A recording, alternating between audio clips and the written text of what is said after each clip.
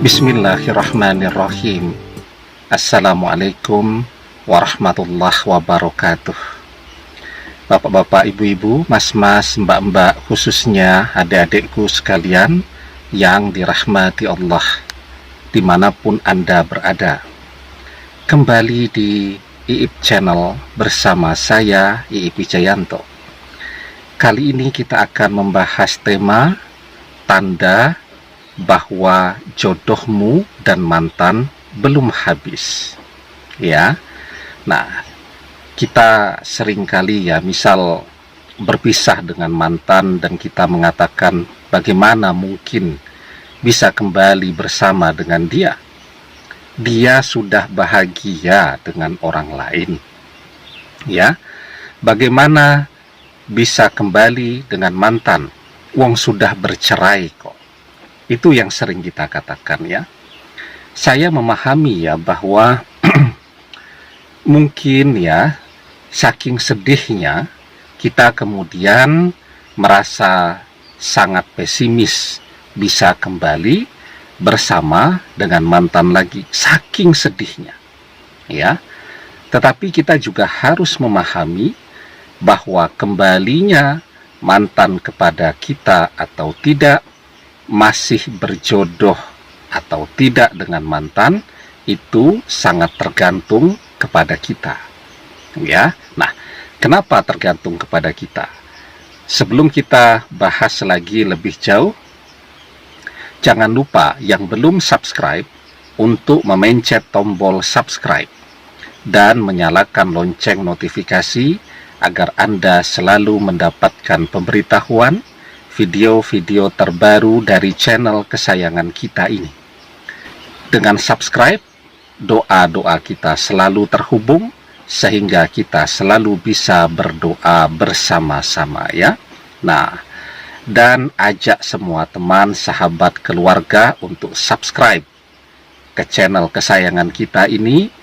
Dukung channel kesayangan kita ini untuk mencapai 100.000 subscriber agar lebih manfaat ya. Nah, jadi orang bercerai setiap hari ada di mana-mana ya, di seluruh dunia orang bercerai. Dan di antara mereka yang bercerai, kembali kepada suaminya, kembali kepada istrinya juga ada di mana-mana.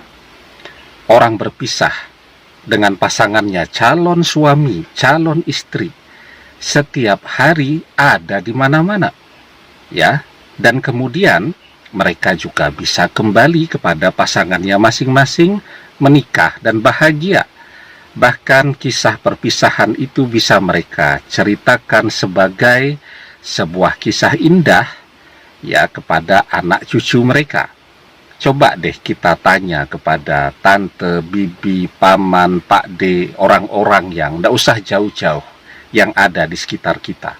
Mungkin ada di antara mereka yang kemudian menikah bahagia, punya anak cucu bertahan begitu lama, sudah 30 tahun menikah, sudah 40 tahun, 50 tahun menikah ya. Dulu mereka pernah berpisah dan perpisahan itu membuat mereka belajar dan kemudian mereka bisa menemukan jalan untuk kembali bersama, dan setelah itu mereka kembali untuk tidak pernah berpisah lagi ya. Nah, jadi kita jangan pesimis, itu kuncinya.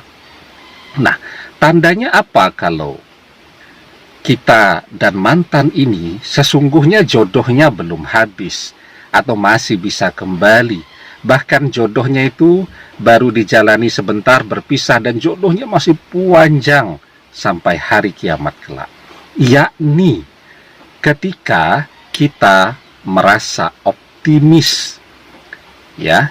Jadi rasa optimis, keyakinan itu kan harus kita tumbuhkan di dalam hati kita.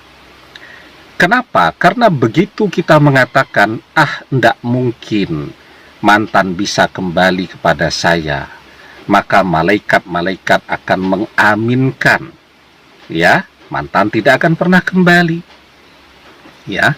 Ada postingan bagus-bagus, misal kita nonton di berbagai channel YouTube memberikan keyakinan ya kepada Anda untuk bisa kembali kepada mantan, dan kita bantah.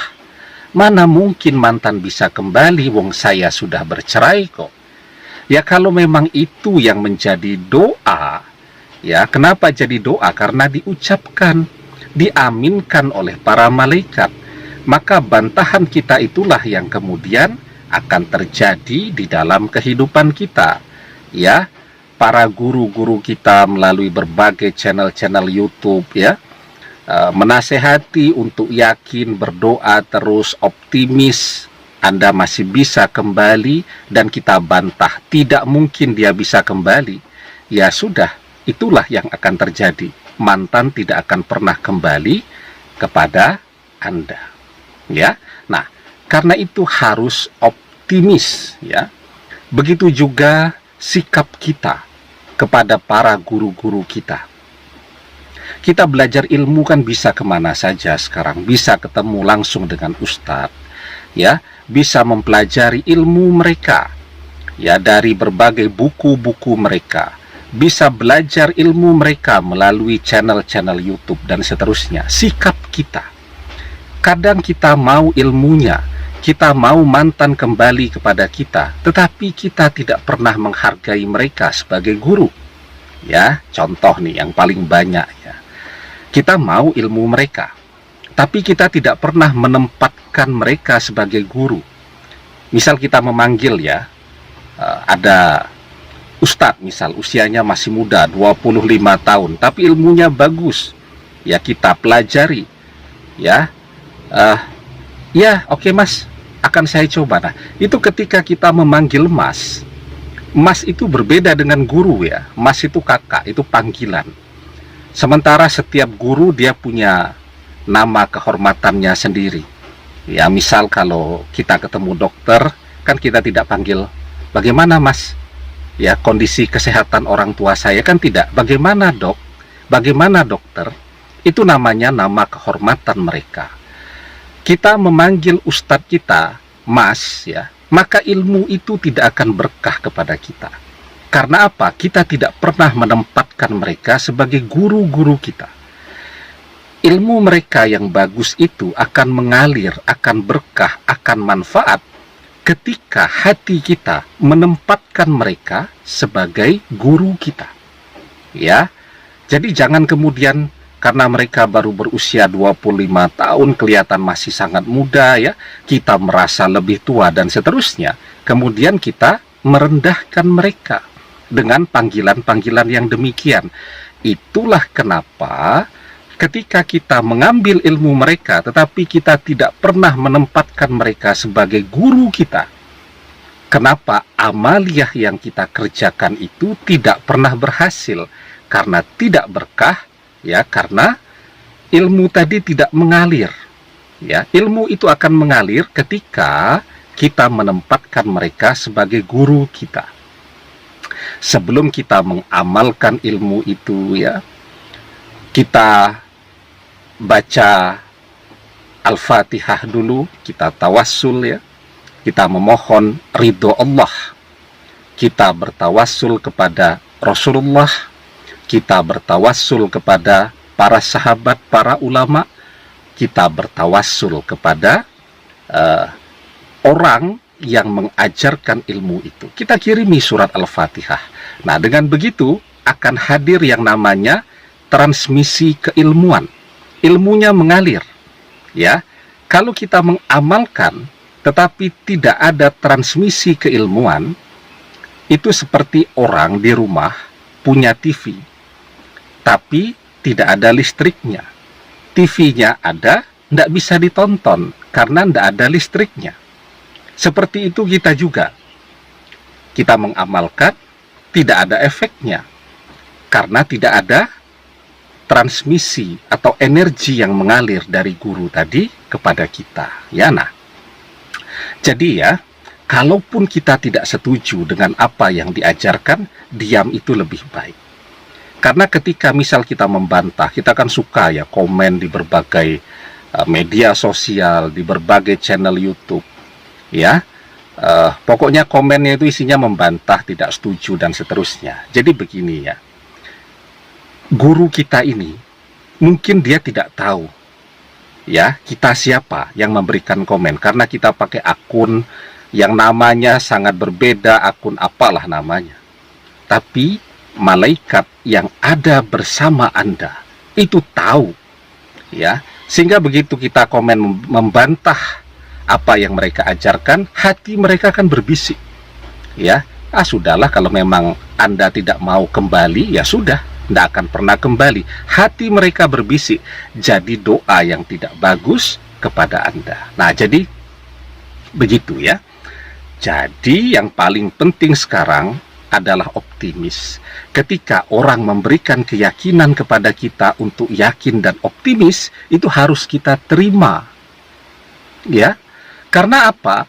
Karena ketika kita mengatakan mana mungkin, tidak akan mungkin, dan seterusnya, itulah yang menjadi sebab mantan tidak akan pernah kembali kepada kita. Ya.